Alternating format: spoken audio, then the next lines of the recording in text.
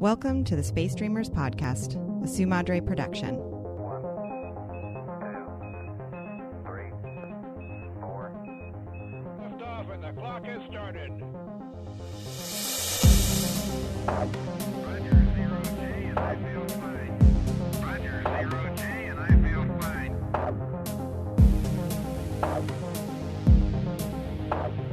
You ready? Give me a test or something. Test. 2061, Odyssey 3. Yep. Okay, welcome to the Space Dreamers podcast. This is, we're talking about the 17th novel. Dang. Third novel in the Odyssey, Space Odyssey quad of novels. What's that called? Yeah, it's a quad. Tetralogy? No, I think tetralogy is 4 3? or 5. Isn't tetra... Not trilogy. What? It's a rough start. Yeah. All right. Either way, we're talking about 2061 Odyssey 3 by Arthur C. Clarke, released in the year of 1987.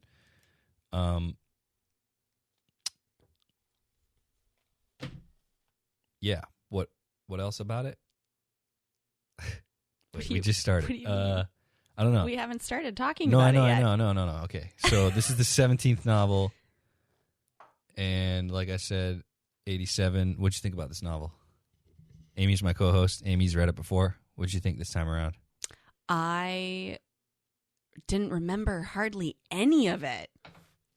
Yeah, as Isn't I was that reading, weird? As I was reading, I started to remember it, but Yeah, me too. at the same time, it is weird.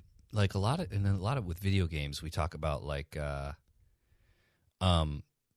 rose tinted glasses. Mm.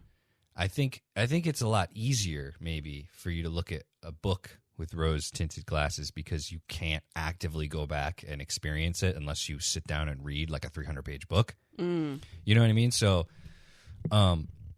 with this one, I think I said in an episode earlier, and I've thought this for a long time, that Odyssey 3 is my favorite of the 4, but it's definitely not. Odyssey 2 is definitely my favorite. Well, 2006. I guess of the other 3, the ones that aren't like the masterpiece. Right. No, I agree with you.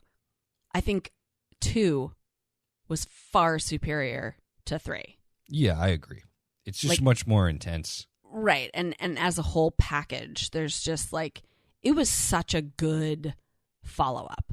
Yeah, I think 2010 is equal parts new intrigue, Yeah. while addressing what happened in the first one. Right.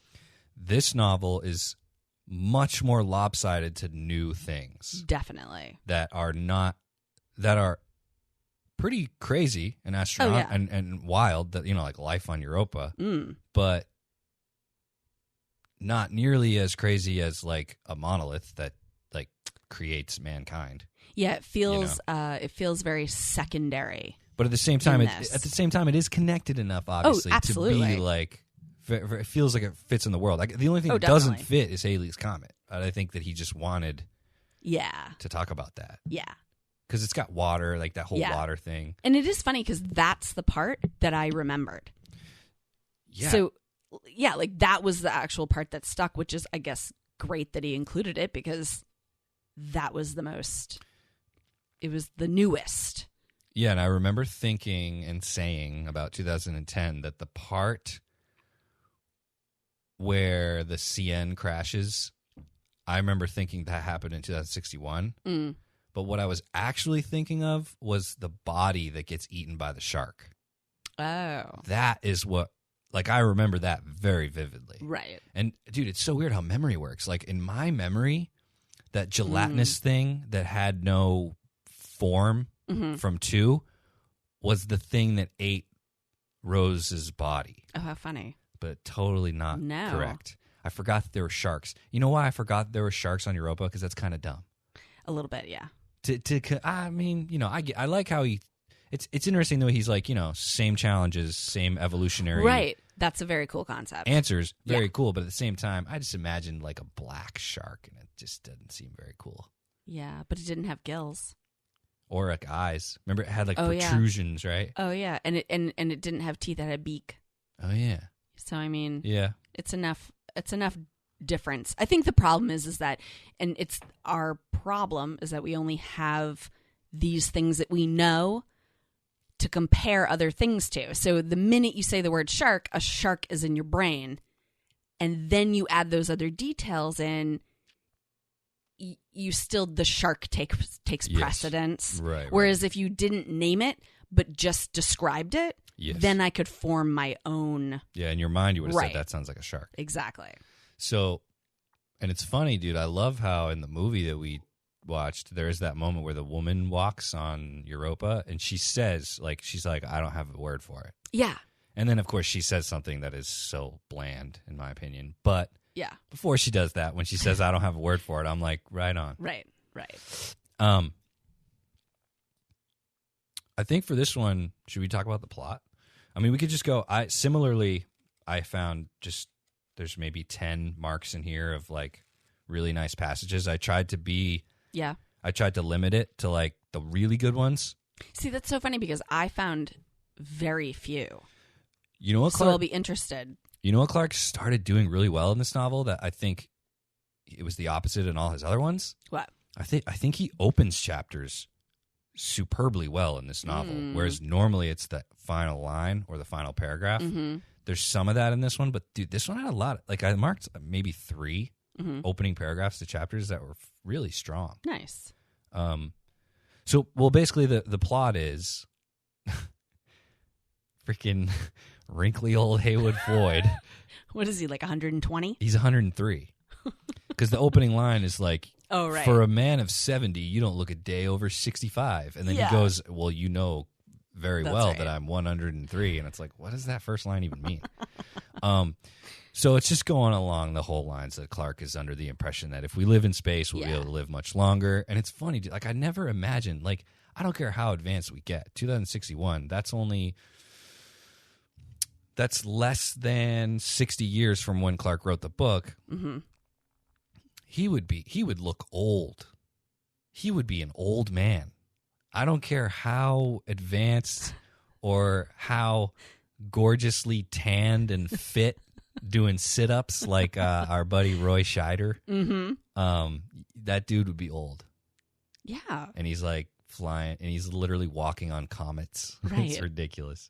Yeah. And I mean, I think the whole discrepancy in the age in the beginning has to do with all the time that he spent asleep. You remember? Oh, yeah. Right, like right. I think that's where but even then it wasn't that long. So it's like, he's old, man. I know. He'd just be, like a wrinkly old guy. Dude, that could cause problems, I feel like. I don't know. If your like hair was falling out. I don't know. It doesn't matter. So Haywood just randomly gets the opportunity to go to Halley's Comet and takes it. Do you remember why? Yeah, he's invited. So, it's important. Yeah, so he's living in a floating hospital, right? Like it's orbiting the moon. Yes. Yeah, because he can't go back to Earth, right? Yeah, because he got in an accident or something. Wasn't there an accident when he got back? Yeah, I do kind of remember that. Yeah. I always feel bad when we do that kind of thing, when we're like, I can't remember. But Clarke's books are so full of like these details that don't they're important when you're reading them, but then they don't really pertain.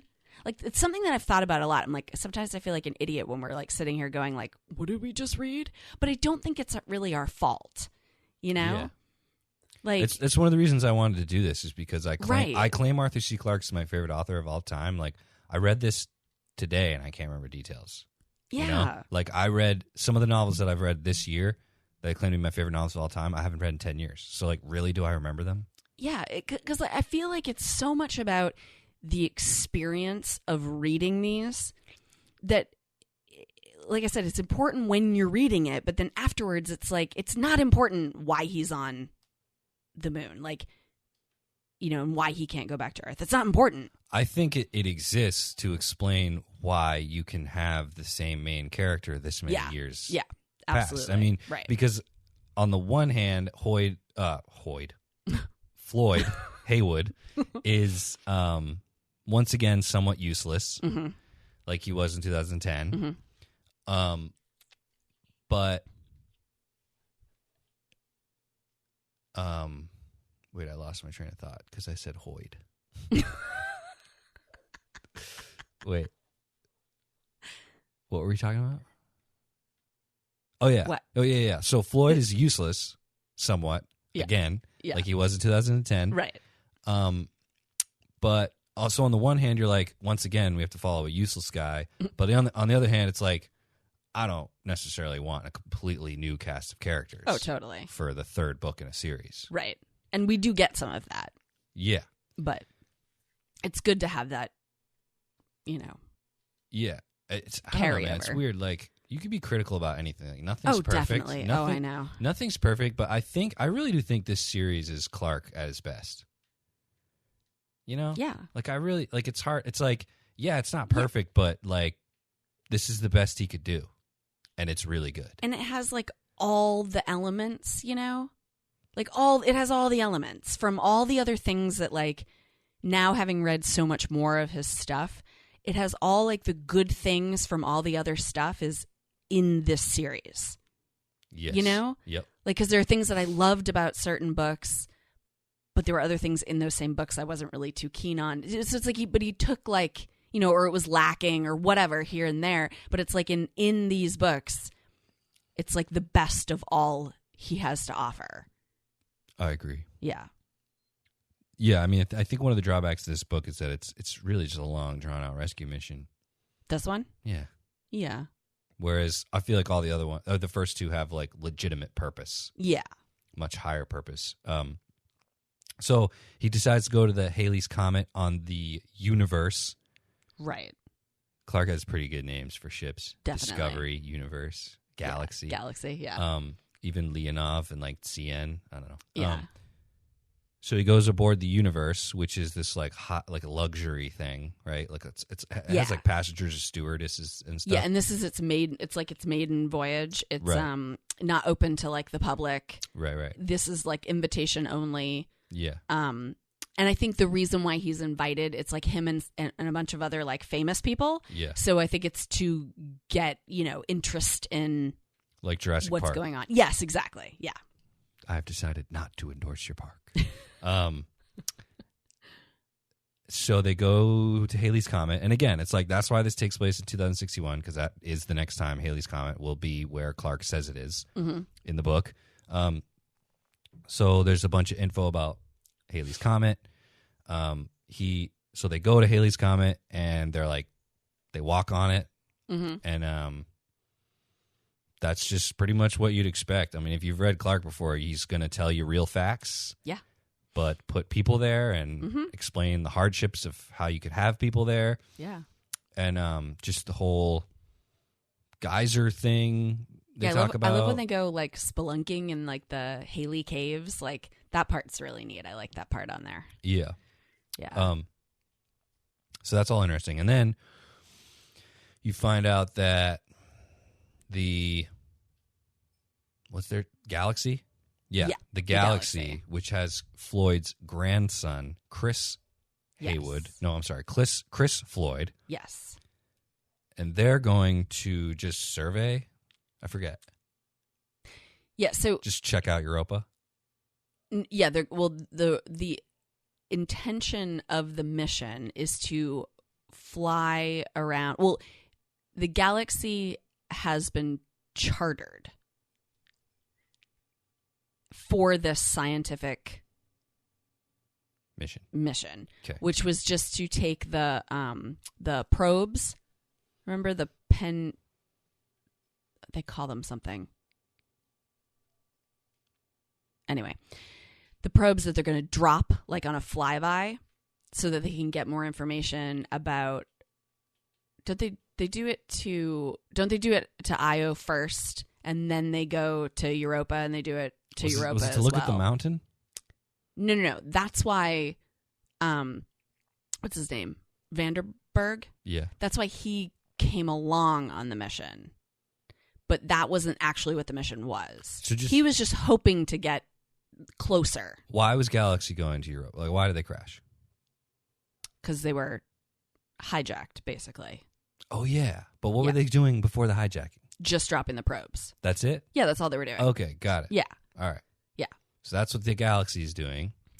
and then it gets hijacked. Right. Dude, honestly, that might have been the best part of the whole book. Yeah, it was cool. Like Clarke isn't always the action stuff. Yeah. Not that I want action, but when he does describe things that could be like action movie-esque, you're kind of left wanting. In this case, like I was reading all those chapters with like, holding my breath. Yeah. Like the whole thing, man. Like yeah. the way like the crew is locked out and they're like monitoring the situation from where they are. Yeah. And everything that like Rosie and who's it, Chang? Is he the pilot? Yeah, he's a pilot. Yeah. Everything that they talk about super interesting. And man, like he tricked me. Like when she is like, oh, it's all so confusing. Like I don't understand. Well, she comes on as like basically like a steward. Yeah. Like a flight attendant. Like a flight attendant. Yeah. So she's like bringing coffee to Right. them and, their meals or whatever and like tending to their comfort. And so, yeah, she comes up and brings him his coffee and they start like, they engage in conversation about like the mechanics of the ship, right? Like Right, flying right, it or right. whatever. And yeah, she's like totally playing dumb. Yeah.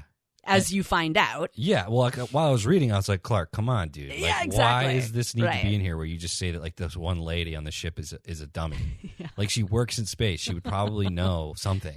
Right. But then she was lying in order to she has a gun. Yeah. And she, again, man, Jesus, I have a terrible memory. What is her purpose? Is it the diamonds? No. Forget about the diamonds. No. So that's where things, to me, I feel like there's an underlying So she forces storyline. Sorry, hold on. I'm sorry to interrupt. Yeah, no, you're fine. She forces him to land. Right. And She's like, that- we're taking the ship down. Just now, what I just said, how everything was amazing, that's what I meant. Yeah. Like, up until the moment they land, and then he comes out and he faints, Right. like, that whole thing. Right. Like, it's a really good scene with a good crescendo. And, but now I'm curious because I forget. Explain, why does Rosie hijack the ship? See, I don't know. That's there. I feel like there's an underlying plot line that I don't understand. Okay. And I went back to some of the chapters that I knew were related, and I still couldn't figure it out. Is it about South Africa? There's a lot of talk in this book about South Africa. Well, because Vanderberg is Afrikaans, Okay. and so he is from South Africa. I think there's and see, that's the thing is like I feel like there's some kind of connection. Remember, the whole Shaka Yeah. thing? I don't get any of that. Yeah, I don't either. So that's the missing part. And then Astropol. Right. And then remember, like, technically Chris is working for somebody else too. Did you catch that part? Yeah. But like, he doesn't even know who he's working for. I don't know. Exactly. It's like I don't. Return to Earthlight. Yeah, I don't get it at all. It's like someone wanted that ship down. And I mean, you can understand why, because like they've been told they cannot go near Europa. So obviously there's people out there who think we need to get down there no matter what. Right. But it's like, I don't know who. Maybe that's the point. Maybe we don't know who. Yeah.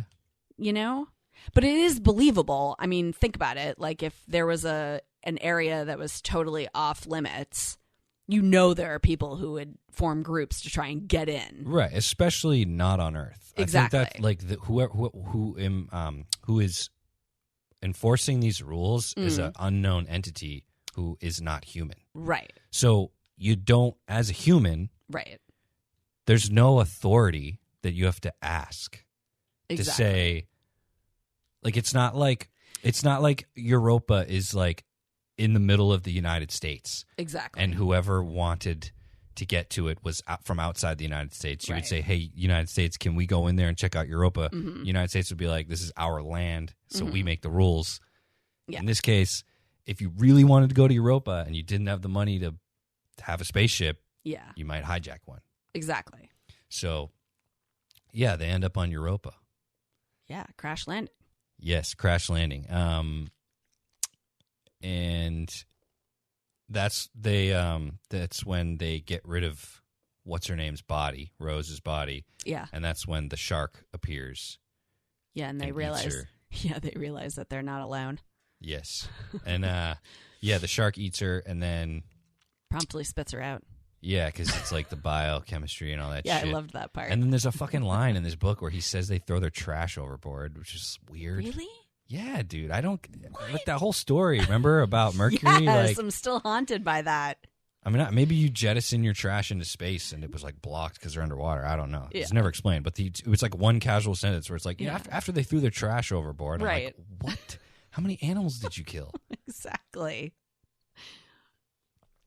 Wait, so that's like a good midway point. Let's listen. Let's read some of my things here. Want to? Yeah, I want to hear what you. Okay.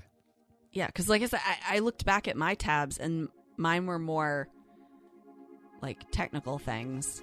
All right. So this line right here says, The brilliant new star, which had banished night except for the few months in each year when it was passing behind the sun, had brought both hope and fear to mankind. Fear, because the unknown, especially when it appeared linked with omnipotence, could not fail to rouse such primeval emotions. Hope, because of the transformation it had wrought in global politics. It had often been said that the only thing that could unite mankind was a threat from space. Whether Lucifer was a threat, no one knew, but it was certainly a challenge. And that, as it turned out, was enough. that's pretty good. That's solid, yeah. Definitely. And then I don't know why I marked this, but I'll find out. Floyd's card was still taped prominently above his desk. Chris II had a good sense of humor and of history. He had mailed his grandfather that famous photograph of the monolith, looming over the space-suited figures gathered around it in the Tico excavation more than half a century ago. All the others in the group were now dead, and the monolith itself was no longer on the moon. In 2006, after much controversy, it had been brought to Earth and erected, an uncanny echo of the main building, in the United Nations Plaza. It had been intended to remind the human race that it was no longer alone. 5 years later, with Lucifer blazing in the sky, no such reminder was needed. That's a good one. That's a really good one.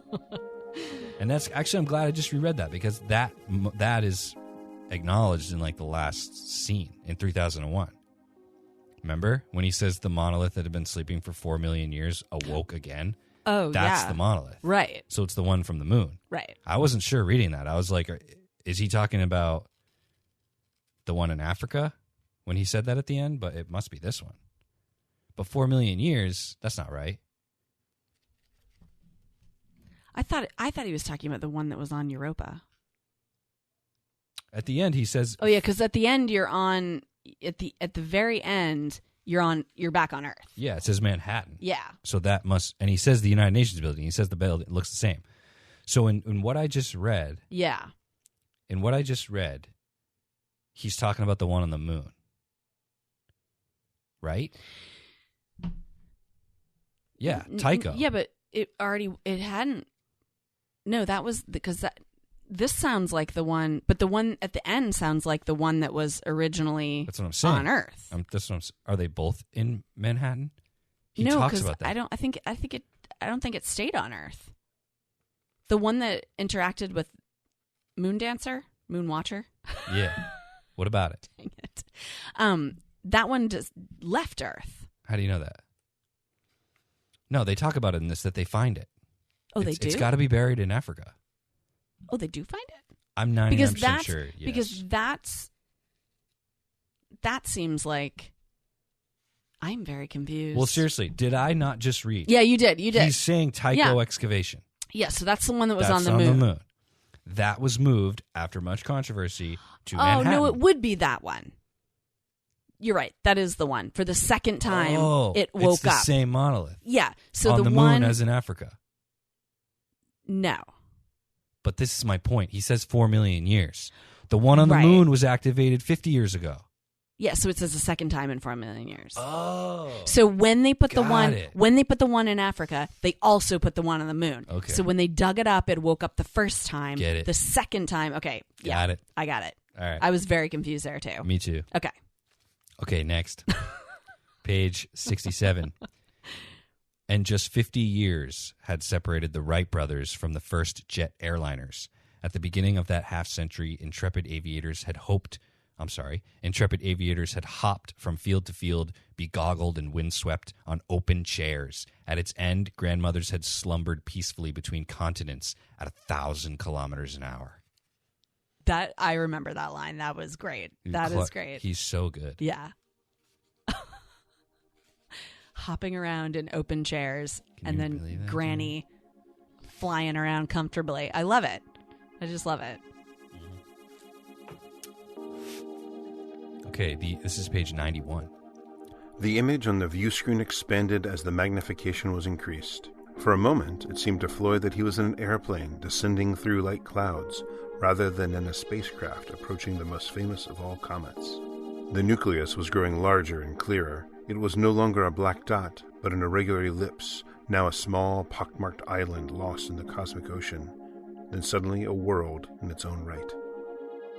Oh, that's good. We're talking about all that shit and then referring to it as a world, you know? Yeah. Because it is. Right. It's crazy.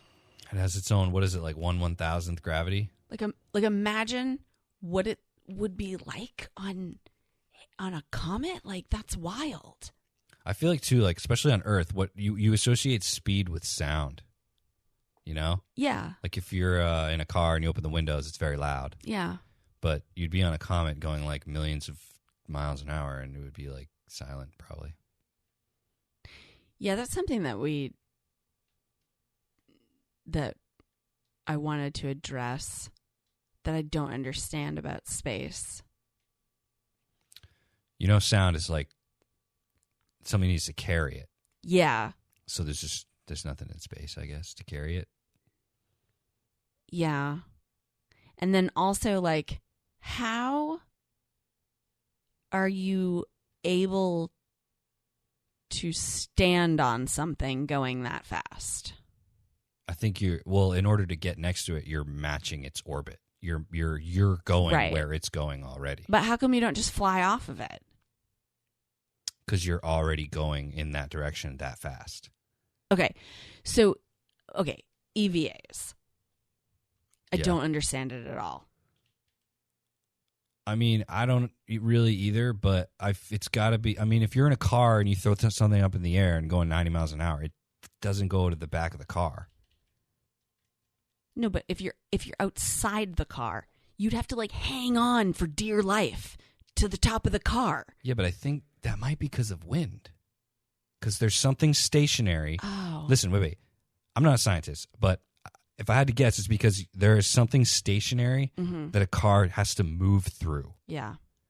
That has its own ability to act on objects. You know what I mean? Yeah. In space, you're not moving through anything. Right. Okay. Yeah. So if you're already moving in the same direction as the spaceship, as Yeah. fast as the spaceship, Yeah.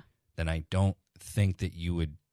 Because think about, dude, because like one of those laws, boy, do I sound dumb, where it's like every force has an opposite and equal, reaction. Yeah.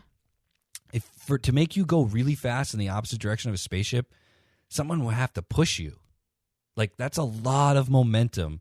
If you're, think about it, dude. If you're already going thousands of kilometers per second, to make you go really fast away from something that is also moving that fast, I feel like that would take so much energy.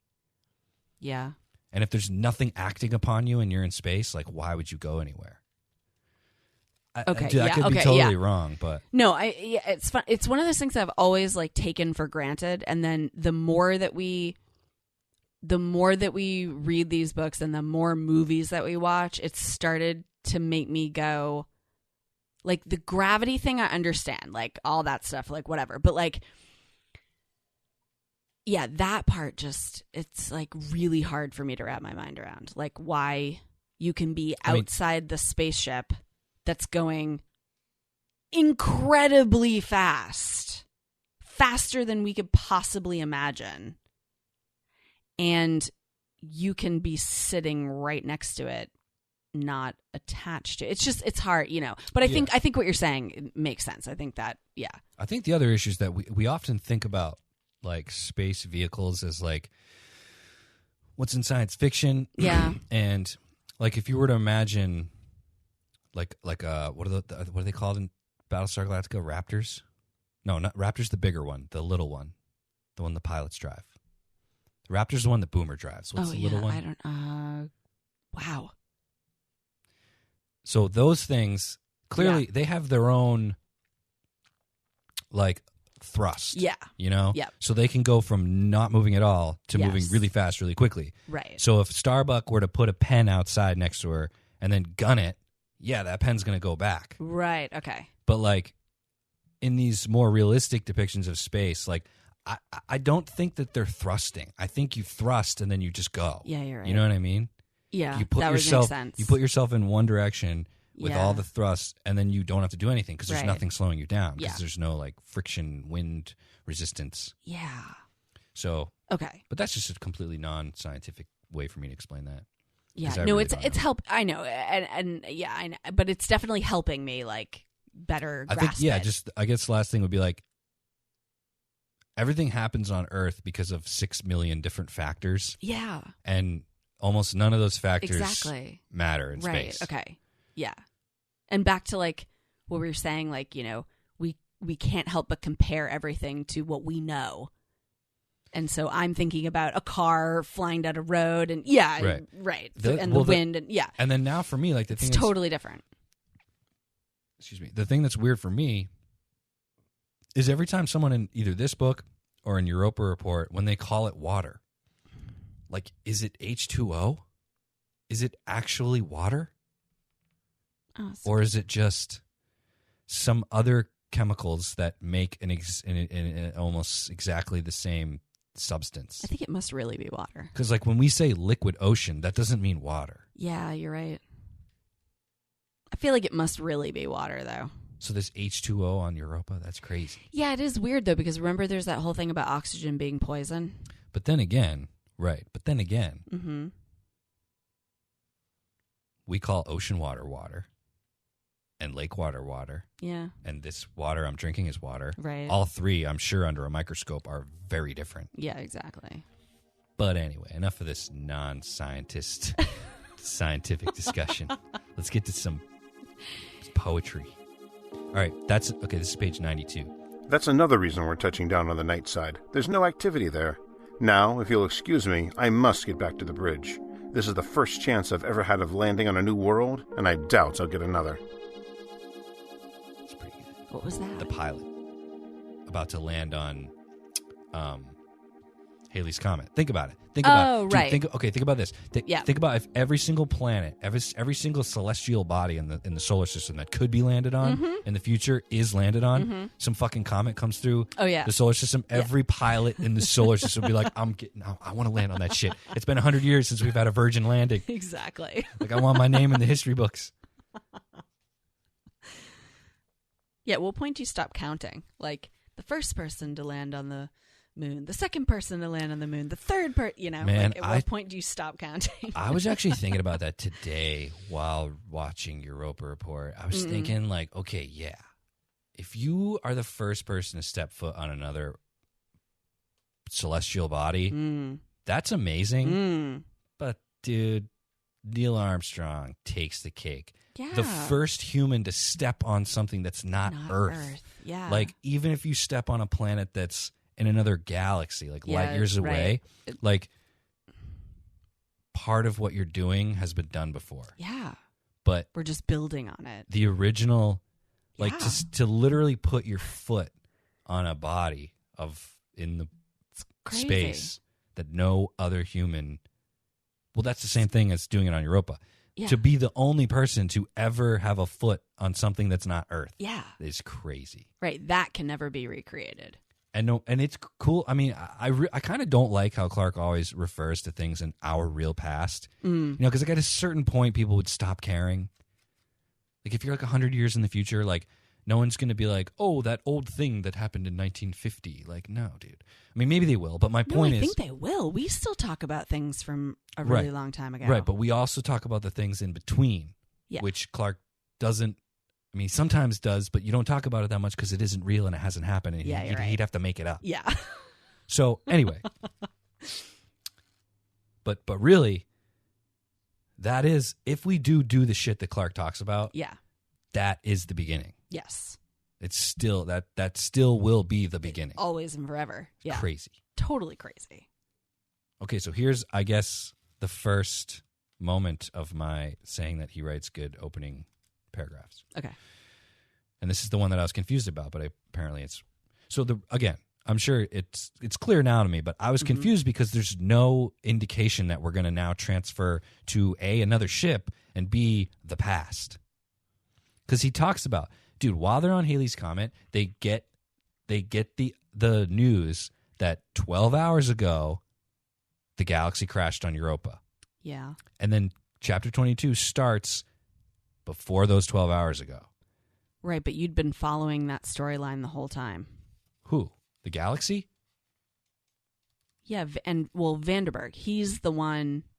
So this story the book has two consecutive things happening at the same time. Right, but to cut from this ship crashed 12 hours ago to the next chapter being earlier than 12 hours ago, that's not happening at the same time. That's jumping in time without telling the reader that you're jumping in time.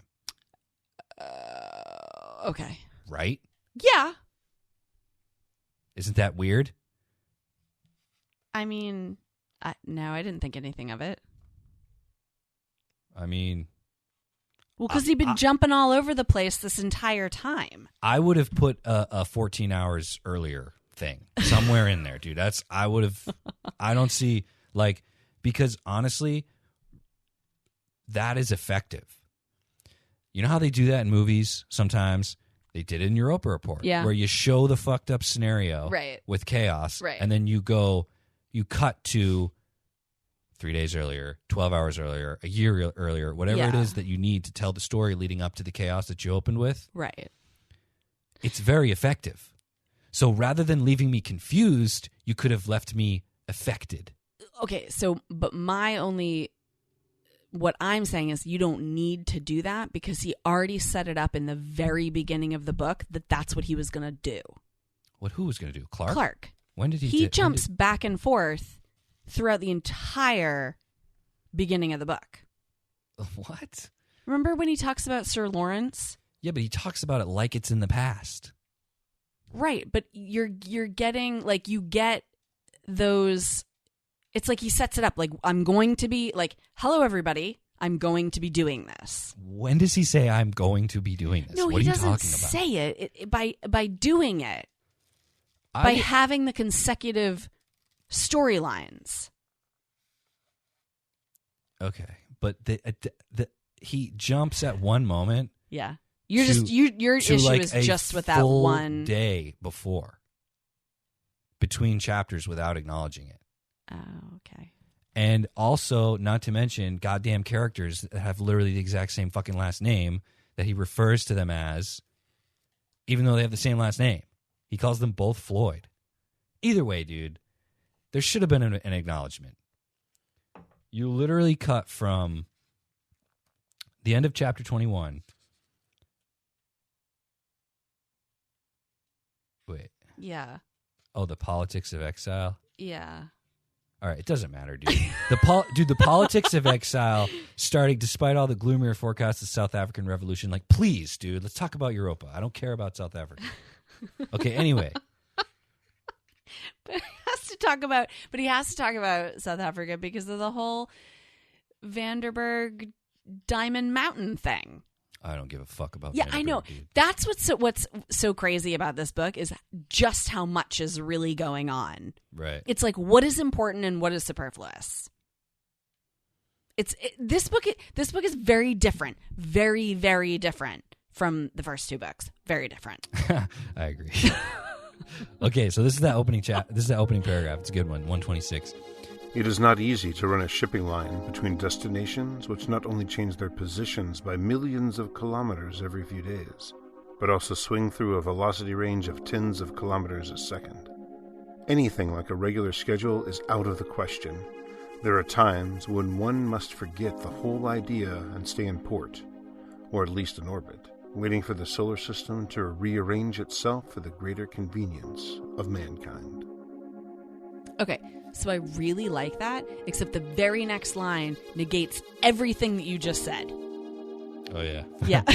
Yeah, you're right. Which is why I didn't find that He still opens strong. interesting. He No, opens strong. definitely open strong. But like that's what's sometimes so funny about Clarke is like that. Like he said all that, and then all of a sudden he's just like, but we know this years ahead of time. Yeah. Yes. So even though it's crazy and chaotic out there, it's also predictable. Right. It's weird.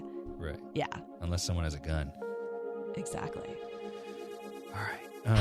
156. And there it was, looming up over the unnaturally close horizon.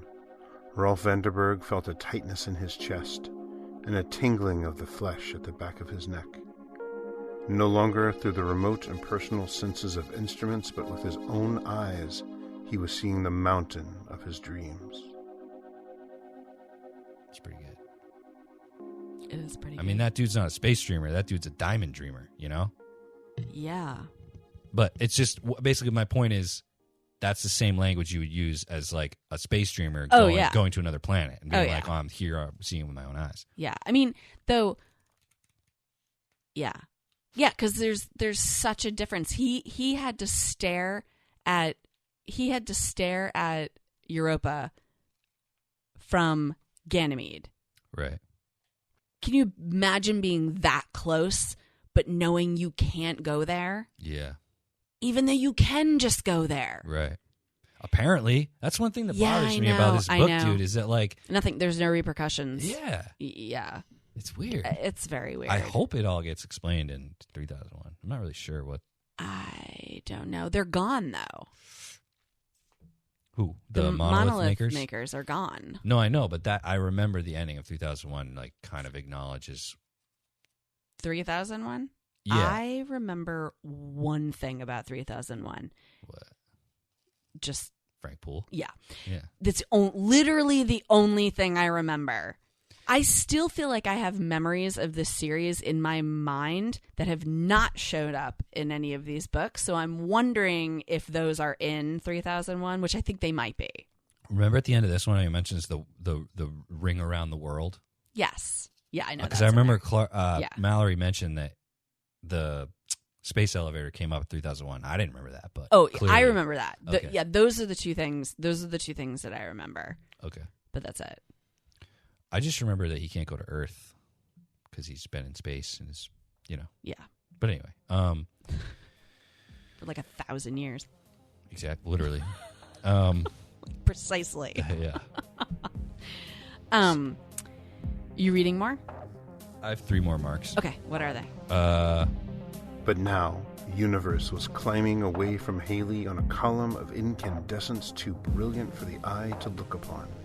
It seemed almost a solid pillar of flame. Where it hit the ground, rock exploded upwards and outwards. As it departed forever, Universe was carving its signature like cosmic graffiti across the nucleus of Haley's comet. Ooh, I like that. Kind of, it almost is like, maybe there was something that landed on, whatchamacallit there, Rama. And when it took off, it made that stain. Yeah. It's cosmic graffiti. Yeah. Like some like slightly dumber than us alien race that was like, we could land in the middle. And they just get like launched away. That's hilarious. Yeah. As you're reading and as we're talking and as I'm thinking, I'm deciding that I actually think the Haley stuff is my favorite part. Really? And that's why that's the only part I remembered. Because as interesting as the Europa stuff is, it's also neither here nor there. Because it's a new world that's changed, but really they don't really find that much out. Europa? Yeah, and the whole mountain thing, I honestly could care less about that. Wait, real quick though. What? The mountain was like jettisoned out of Jupiter, right? Yeah, the mountain is the core of Jupiter? Part of the core of Jupiter. Yeah. I mean, it's not that interesting, I guess, in the action of the book, but that idea is fucking crazy. That's cool. It's but really it's also cool. weird. But- Why, wouldn't it? I feel like it would be bigger, and I feel like if it wasn't bigger, then it would weigh more than Europa, and it would obliterate Europa. Isn't that like the whole point of it? Like the core is like way heavier, or is that a star? Maybe I'm dreaming. I think that's the star, but Okay. Jupiter was just the diamond was the core. So like Jupiter's enormous, Right. but its core might have been smaller than Europa. Exactly, You yeah. know, like you don't know how big the diamond was. Well, obviously, if it's like megatons and it's like millions and millions of tons or whatever. Right. And it's only a fragment, and the fragment is what, like big, three It's- times yeah. as big as Everest Yeah, or yeah, something. it's Yeah, huge. so I mean, it is enormous. Mhm. And obviously it was just like the biggest fragment. Like I agree, it is interesting, but I guess it is kind of cool too because they acknowledged it in the second book and also in this one that kind of thing happening just proves that as advanced as these monolith people are, they still don't have all the answers, Right. which is kind of interesting. And the fact that they went and obliterated Jupiter Dude. and that whole world and everything that existed there, the fact that they did that and the consequence of doing that could have been that they destroyed Europa. Yeah, dude, I'm just imagining that now. Like they're watching Yeah. from afar, and they're like, "Oh, baby, she's Yeah. about to ignite." Right. They're like, "We're gonna jumpstart another civilization," and then a little piece of the core is like, poof. And Yeah. Europa's just like, Is it boom? Yeah, exactly. And then they're like, "Oh, They're like, whoops." that like okay. What we just described Mhm.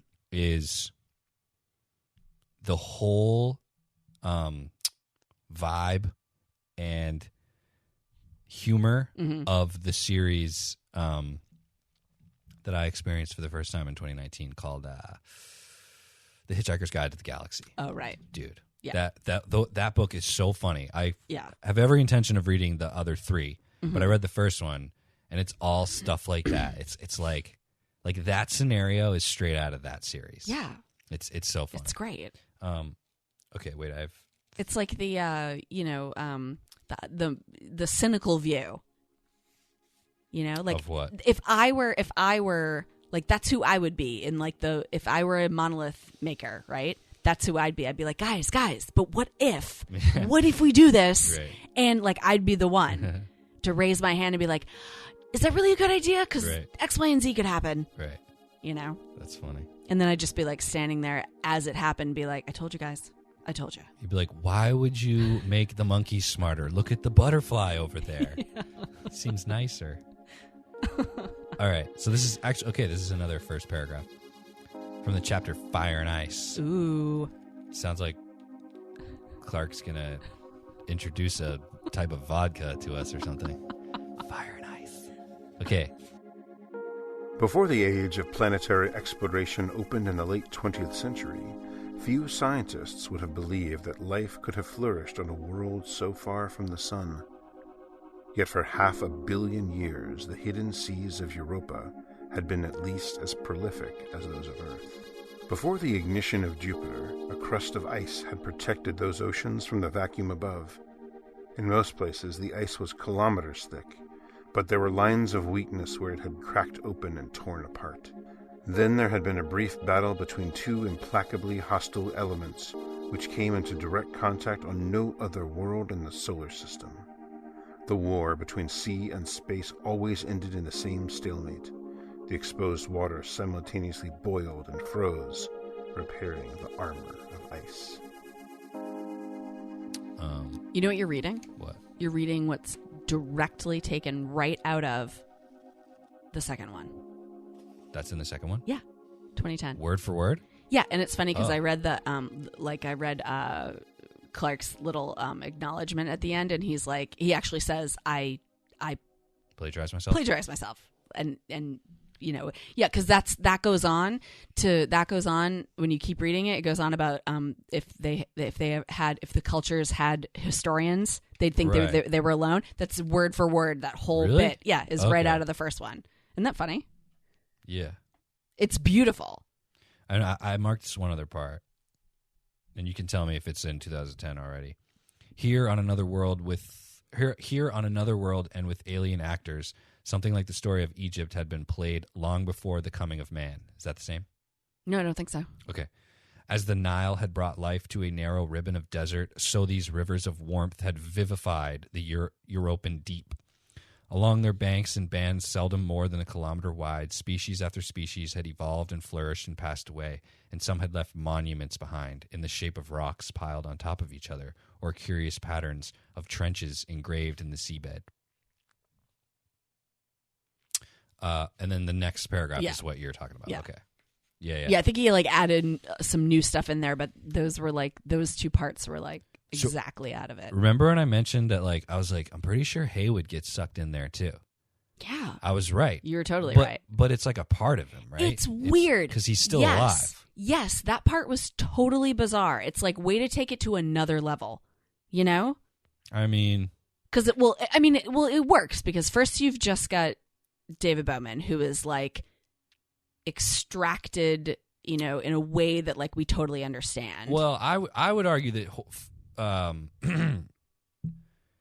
you would assume that Bowman's body is destroyed. Oh, right? absolutely. Yeah. After So that it's- happens, right. yeah. So that motion you just did, Yeah. that happened at Haywood, but his body was not destroyed. Yeah, exactly. I guess nor That's was the his sucking, consciousness. That's the right. sucking motion that Yes. I'm doing with my hand.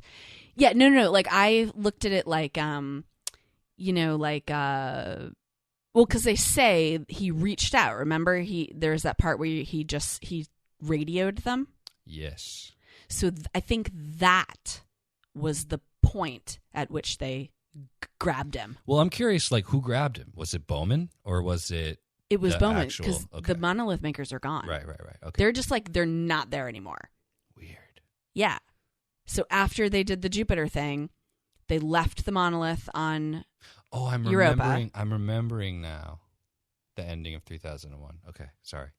Continue. Okay, I don't remember, so don't ruin it for me. I'm not gonna. Okay. Yeah. So we go from that, which is like a classic, like understanding, like body's gone, consciousness removed, like, you know, stored in energy, whatever the hell it is, right? And then we've got that whole AI concept, you know, where you're like, okay, next level is you can take the consciousness of a computer and do the same thing. And, you know, that works because it's, you know, electricity and blah, blah, blah, whatever. And then there's that weirdness, which I don't understand at all, but I guess I just have to.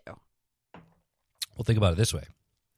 Remember in the best film of 1984 when the guy says, Bowman says, I was David Bowman. Yeah. So if you think about it, the spirit version of Haywood Floyd would say, I was Haywood Floyd. But in my case, what I was still is me. Yeah, but that's what I don't understand. How'd they get him? How'd they get the spirit of him? Like, or whatever it is. Like, how did mean, or you his can- consciousness, or what? How did they do that? I don't know. I mean, you could with a couple clicks on my mouse pad, I can copy a document Oh, you're right. and airdrop it to something else. You know what I mean? You're right. Like they probably just copied him. They Wow. cloned him, but not his body. Yeah. That's wild. Yeah. I dig it, Yeah, totally. especially because it comes at the end, and you're like, Yeah. oh no shit, next It's- step. It is, and it's so funny. That part is just so funny because, like, even though I know that they don't have physical forms, I just imagine like Bowman, Haywood, and like I don't know Hal just like hanging out, standing there, Hell yeah. just having a whole conversation like they're having. Like, who do you think is on the cover here? You think that must be Haywood because look how old he is. Oh yeah, I bet that's Haywood. So it's Yeah, they got all Haywood. these monoliths floating around on the cover here. There's one monolith in this. And remember how that was cool how the monolith it fell on its side Oh yeah. when Mount Zeus was created. So when the shard flew out, Yeah. the monolith fell over. That's weird.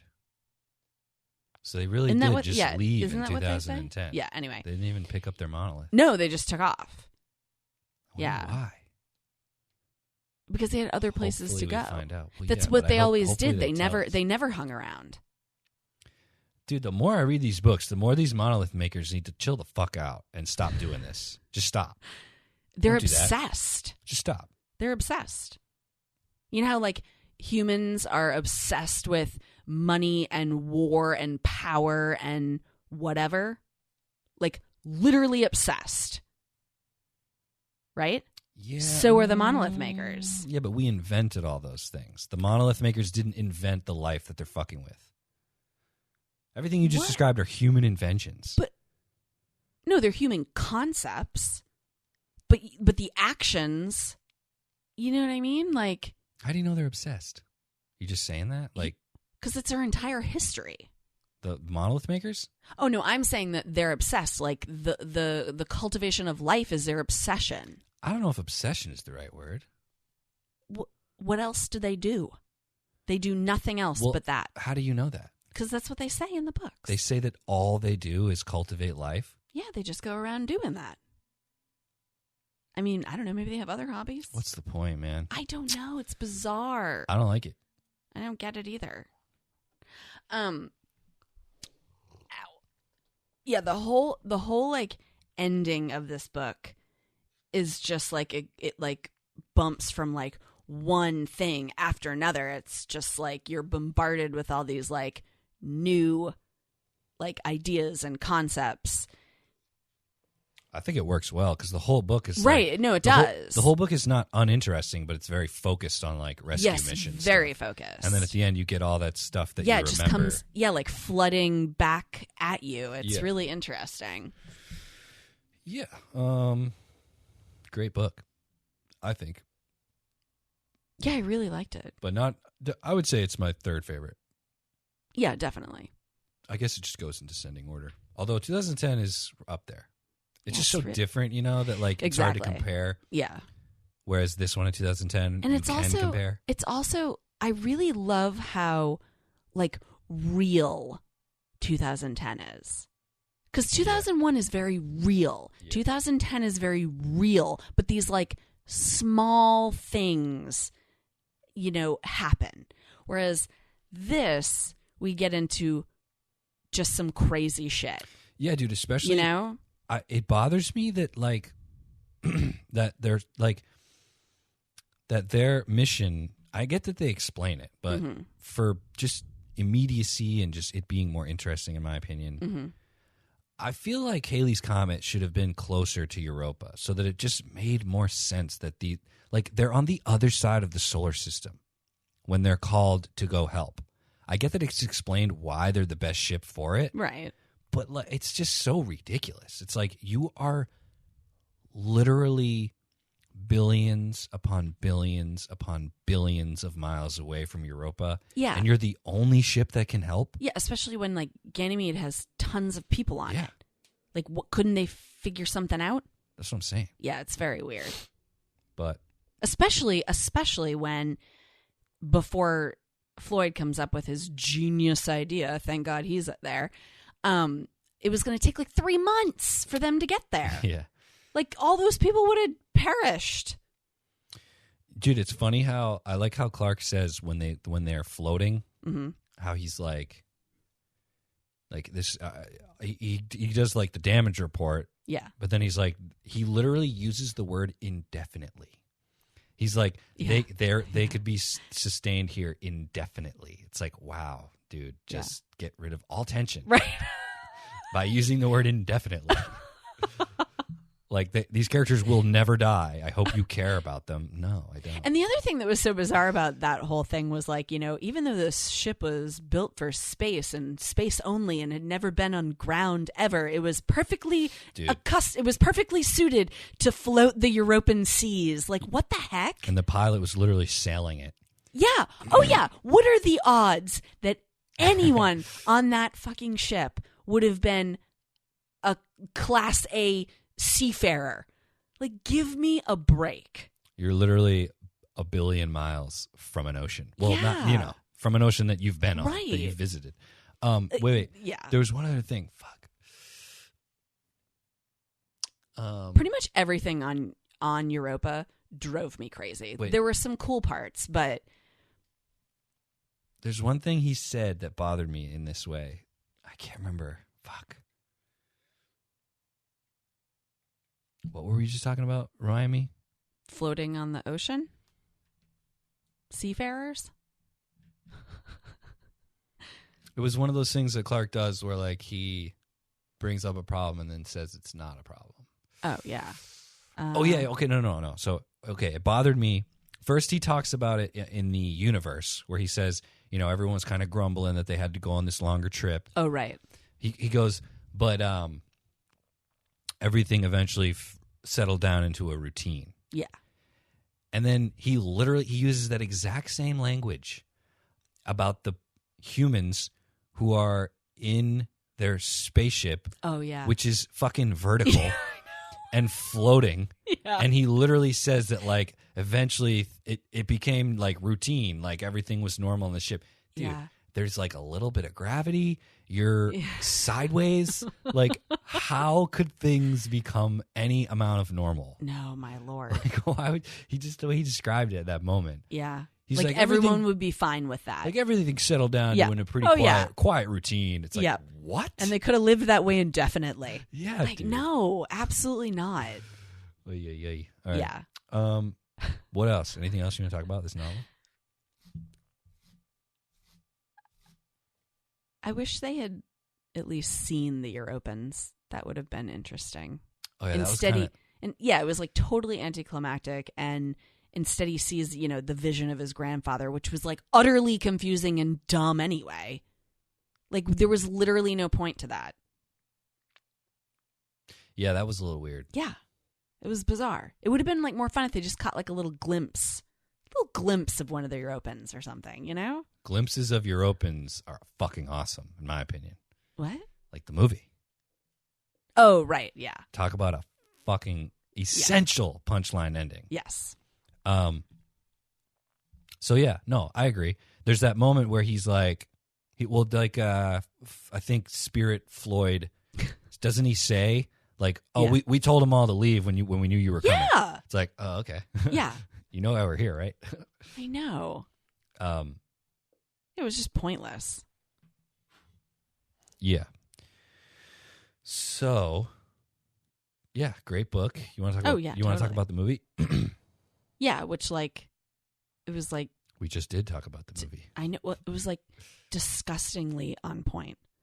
Yeah, I've been aware of this movie for a long time, but I think I had like I'd passed by it, you know, like when I was looking for, you know, movies that we could watch or whatever. I'd like passed by it because to me something about it seemed like cheesy. yeah, But low budget. it was really well done. I know. Like really well done. Like, dude, you compare, like, we obviously, I mean, I don't know that movie. It's a confusing thing because it came out long enough ago to say that it came out before streaming was what it is now. Yeah. But I don't think it was in theaters. If it was, it got a limited release. Yeah. But it's really good. So I'm just wondering, like, Yeah. why was the movie made? Who was it made for? Why did it end up how it ended up? Because anyone Yeah. I know, the few people I know who have Mhm. seen this movie, they say it's good. Yeah. You know? So, and I don't know, man. I think it came out. When did it come out? Like 2014, I think. Yeah. Yeah, that sounds about right. Because it's odd to me that I feel like Charlton Copley is like in any type of press or advertising, he's Mhm. like kind of front and center, but he's Yeah. barely in it. Well, not barely in it, but he's not. I was very surprised when his character died. I was like, wow. Oh, that right, was- yeah. I'm very surprised about that. Yeah. Because this is post District 9. So like why Mm. why would he not be? Yeah, But definitely. anyway. It was funny. I actually knew I had seen every single character on all of the actors. I'd seen them in other things, which TV was shows? weird. Yes, I think TV shows. Except for the girl. The girl was driving me crazy. The pilot, she was driving me crazy. I was like, "What the heck was she from?" She looks like Vikander Who? The girl from Alicia Vikander from the robot in Ex Machina. Oh. That's who she looks like. I thought it was her at first. Really? Yes. And in The Green Knight, she has that exact same haircut. Oh, interesting. She's in The Green Knight? Yes. Oh, interesting. With that exact same haircut. Oh, okay. No, but the woman, the pilot, is from that show Mars. Oh. Yeah, and I couldn't figure it out. I was like, what? And then I was like... She loves space, I guess.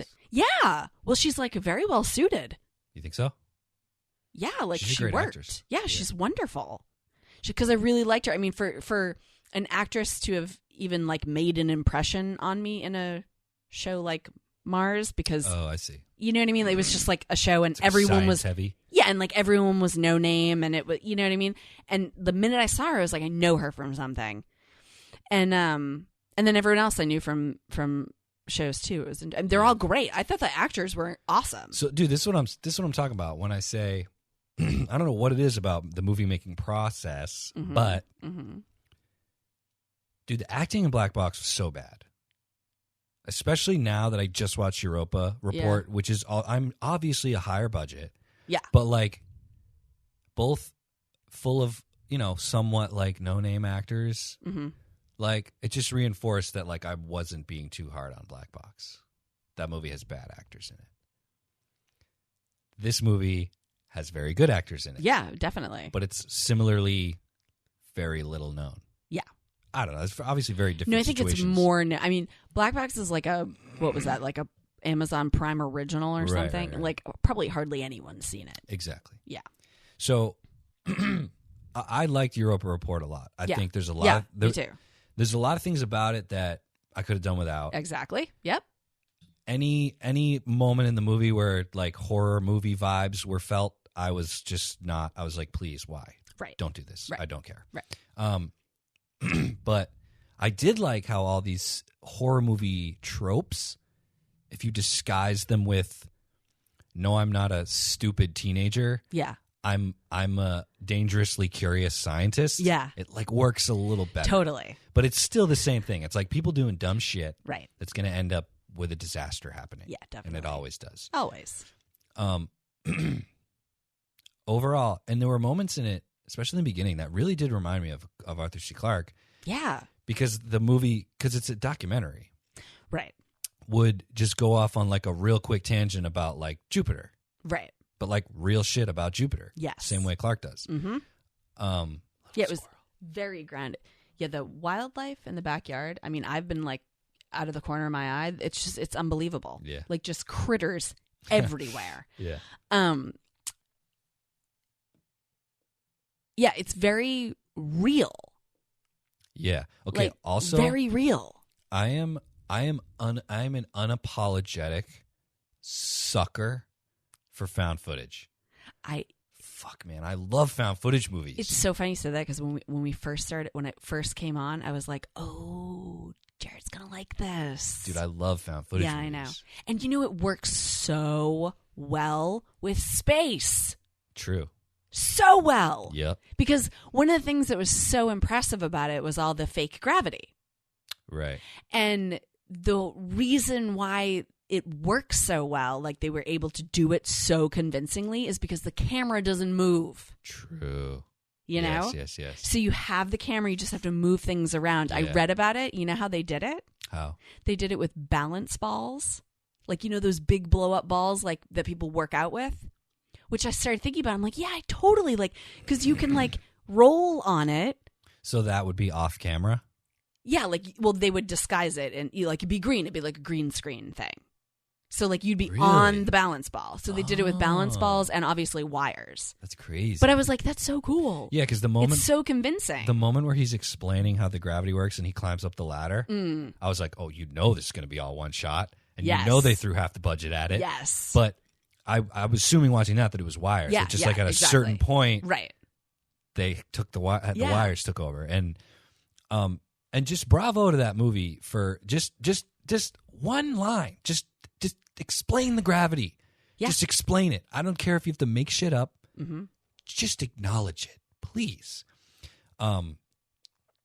So I appreciated that because we read these books where it's like you read like 50 pages about Yeah. fucking gravity Right. and how it works and how it would work Exactly. on a ship. Yeah. And then you watch these movies that don't even acknowledge it. Right. Nothing. And it's frustrating. But yeah, I think through the whole movie it left me I wasn't like on the edge of my seat, but I was curious, you know. I was Definitely. like what? Yeah. Like- how are they gonna? And the whole time I'm watching it, okay, here's the thing. The experience of watching that film is not, for me personally, not particularly thrilling. Correct. I agree. But what keeps you going is it's like, whatever they're dealing with here, if it's cool, you got yourself a cool movie. Right. If it's dumb, whole movie's dumb. Exactly. And it ended up being really cool. Totally. If it was like some kind of intelligent bullshit, Yeah. like some kind of someone like a humanoid something or other hiding Yeah. and being malicious, Yep. and it turned into a horror movie, Yep. I would have turned it off. But the fact that it's what you would find, Definitely. like maybe a little more violent than you would expect. A little showy, a little, Yeah. little crazy, but Just the other thing that I love is how true to that concept of it's all about science. When it came down to it, the only thing they kept pushing for was to get that data back to Earth. yeah, and Like that's that was so cool. yeah, and honestly, for the first time, I thought about like because in the beginning they talk about like humans in space are better. Yeah. But then at the end, it's like that the fact that they sent the data back Right. and you're able to watch this documentary means that it was a success, even though you had loss of Yeah. life. Oh yeah. So it for the very first time, someone who consumes science fiction and claims these sci-fi movies are shallow, for the very first time, I thought about maybe there is like some crazy parallel universe where you do go on suicide missions for science. Right. Like, and Right. that would be a success. Yeah. Like the point of this mission is to get there, Yep. collect, send back, but not return. Right. Like if that's the point, Right. I don't know. It's just an interesting thing. I mean, and it's funny because that you're right. Like that, in the end, that was the point. It was obviously not the goal, but that was the point. Yeah. And all of them knew it. And every action that they all took at the end was to make sure that happened. Yeah, even to the last. So the when she floods, quote unquote, Yeah. that was just to see what it was. Yeah. Imagine if it didn't come in. Too I bad know. for you and I for know. me as the viewer. But I mean, at the same time, it's like it all comes down to like that risk, that idea of risk taking. Wait, I'm starting to realize that it actually doesn't matter if she saw it. The whole point was to catch it on camera and send it back to Earth. Yes. That's pretty good. Right. It had nothing to do with her at that Right, point. right. Nothing to do with her. Okay, so she opened it. Even if she died, it Oh, it might come in. I know she died, but I'm Right. saying for her, She knew she was going to die. cameras on, right? Yes. Cameras on. Open the thing so that even if 10 days from now it comes exactly. in. Gotcha. Yes, because Okay. they were still connected. Yes. Yes. Good movie. Totally cool. And it proves Heather's theory about anytime there's an EVA in a movie, someone's dying. Oh, yeah. It happened twice, actually. Well, yeah. Yeah. That's the other thing that I thought was really cool about this, because it especially coming off that that forgotten classic that we watched. Best movie of 1984. So is that every choice that was made in this movie was not heroic. Yeah. You know? Yeah, There were no heroics. the whole EVA thing was like, it had moments of been there, done that. Right. Certainly. Right. But the interaction between the two guys outside Yeah. was novel, dude. I've never seen that in a Definitely. space movie. How the dude who's in the most, they're in different types of dire situations. Exactly. The one dude had the oxygen leak. The other dude was fine, just But contaminated. can't enter. Yeah. So it was just so cool to see the guy who was about to pass out Yeah. be like, we're going to do this. I'm Right. going to do this thing to help us. Right. Like, technically that's not heroics, because if he wasn't passing out, that could have worked. Exactly. Like, if his suit wasn't damaged, Right. they would have just done that. Yeah. So it was just really cool. It's like, and then it's like when he everyone did the right thing. yeah, dude. And then when he woke up and like, Oh my God. and he was like screaming. Oh my God. It's like it was on the fence of like cheesy, but it wasn't. But it wasn't. I was like, dude, if you like all that would be in his memory, and he would wake up. It's like when you go under anesthesia. Yeah, like, because he was completely helpless. dude, you wake up and you'd be like, Yeah. you're like, I'm saved, but like Yeah. that situation was out of my control. Yeah. And like, so he doesn't even technically know what happened. Yeah. But just the fact that he's in there alone means. He's still out there. Yeah. And like, even when like the girl goes out on, like, it's just, they just send one person out. And when she's in trouble, no one runs out to save her. Yeah. You know, and then Yep. even at the end, like, you know, when that other guy, like, everyone's demise is like, you know, like nobody tries to save anybody. So I will say, maybe not thinking about it, I think that although this is nowhere near my favorite sci-fi movie of all time, Yeah. I'll probably never watch it again. But everything that this movie does that is a stereotype of sci-fi movies, this movie does it better. Even though The Hole isn't like a movie I want to revisit all the time. Right. I think everything that this movie does that has been done before, they don't do it sloppily. They do it, they almost like step it up or just make it more realistic. Yeah. Which I love. I know. It was really, really, really good. Yeah, I agree. Anything else about the movie? I don't know. Yeah. I mean, just generally it was good. Yeah, it was totally cool. Like, I mean, if you like movies like we like movies, you have to watch it. Yeah. I'm so glad I watched it because it was just so grounded. Like, it was great. Like, I love fantasy. I love, you know, crazy, insane visions of, you know, how the universe could be and, you know, whatever. But this was really, it was like the realness was what made it so fascinating. Yeah, and I think also interestingly enough, I realized while watching it that obviously because it's a documentary, you have like your really easy to understand introduction of characters because they literally say to the camera what they are. Oh yeah. You know, but throughout the movie, I like never forgot who anyone was. Like right. I was like, that lady's biology, that lady's the pilot, that dude's the commander. Like, I never forgot. Yeah. But at the same time, like I don't really know their names. No, That's I don't secondary. know. So yeah, I don't know their it's names. like the point. Right. Yeah. So anyway, yeah. Europa Report is a totally dope movie. We're Totally cool. probably late to that party, but that's okay. Yeah. It's extremely relevant to the book we read. Oh my God. I mean, honestly, it's where they got everything. Yeah. It has to be. I mean, okay. While I was watching, I was like, they do obviously nod to 2001, which is, you know, like 6 degrees of separation from Clarke. Right. It's like at some point, dude, you gotta like give Clarke his due. Exactly. At least, you know, 2001 was exactly. You know, it's like I said, 6 degrees of separation connection to Clarke. But speaking of that, one of my favorite video games of all time. Yeah. It's called Dead Space. It's a series. Yeah. Dead Space 1, Dead Space 2, and Dead Space 3. And the main character's name is Isaac Clarke. Oh. And guess what his job is? What? He's the engineer. Nice. So he's named after Isaac Asimov and Arthur C. Clarke. Yeah, of course. And the entire game, like people make fun of it. It's an amazing game. Everyone loves it. Yeah. But people make fun of it because you're an engineer. Right. So literally the entire game is walking around this giant ship fixing things like you would if you were an engineer. Right. You just happen to have to fight monsters because they're there. Yeah. You know what I mean? But it's just cool. That's cool. I actually like that. Instead of instead of it being, you know, some, you know, hero space fighter, you know, like Battlestar Galactica or Star Wars, you're just a regular person. Yeah, and the weapons you use are tools. That's awesome. It's called like a plasma cutter. Yeah. It's a tool for like cutting. That's great. Then he has to like, you know, use it against monsters. Yeah. That's awesome. Yeah.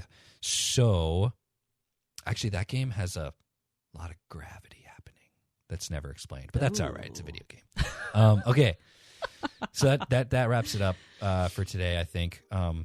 Just another great novel in the, definitely. in the Space Odyssey series. Yeah. I highly suggest reading all of them. Oh, absolutely. Yeah. And we only have 3 more episodes, mainline episodes to cover here. We've got coming up next the Ghost from the Grand Banks. Which is like a, 90-degree turn in the other direction from where this is? You shall see. Okay. I can't wait.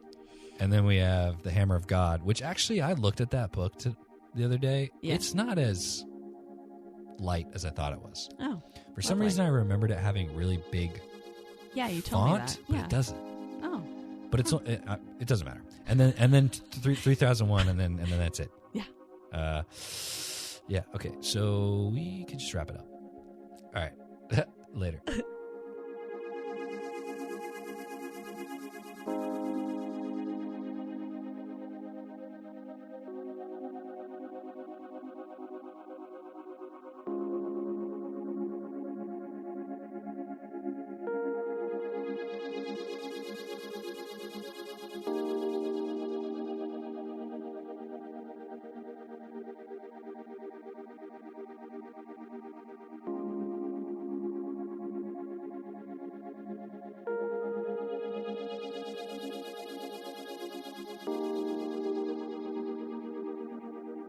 This has been a Sumadre production. Thank you for joining us.